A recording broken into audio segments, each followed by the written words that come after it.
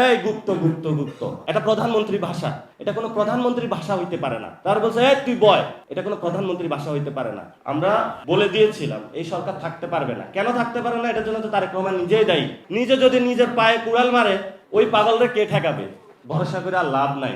অনেকে একটু বুঝছিল যে না একটু দেখি, মনে হয় যায় লন্ডন যায় পরিবর্তন হয়েছে, সবাই বুঝা গেছে পরিবর্তন না। এটা প্রধানমন্ত্রী বলতেছে প্রোগ্রামে এই গুপ্ত গুপ্ত গুপ্ত, এটা প্রধানমন্ত্রী ভাষা, এটা কোনো প্রধানমন্ত্রী ভাষা হইতে পারে না। তার বলছে এই তুই বয়, এটা কোনো প্রধানমন্ত্রী ভাষা হইতে পারে না। একজনে বলছে যে আমার তো ক্ষুধা লাগছে, আমিও সকাল থেকে খাই নাই, এটা হলো প্রধানমন্ত্রী ভাষা। আপনি খাইছেন নাকি খাইছেন ওটা আমাদের দেখার না, যে খায়া নেয় তারা হলো আপনার দিতে হবে। তা আমরা আশা করবো যে আপনারা আজকে একটা সুন্দর প্রোগ্রাম করেছেন, ভবিষ্যৎ বাংলাদেশে এগিয়ে যাবে। শহীদ ওসমান হাদির আজাদের লড়াই চালিয়ে নিতে হবে। কে ওসমান হাদির অনুসারী এটা হলো মাঠে প্রমাণ হবে ইনশাআল্লাহ। কারা আজাদের লড়াইতে থাকবে, কারা জনগণের পক্ষে থাকবে।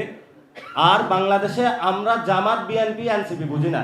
বাংলাদেশে দুইটা পক্ষ, একটা হলো বাংলাদেশে যারা ভালো মানুষ, আর একটা হলো বাংলাদেশে যারা টেন্ডারবাজ।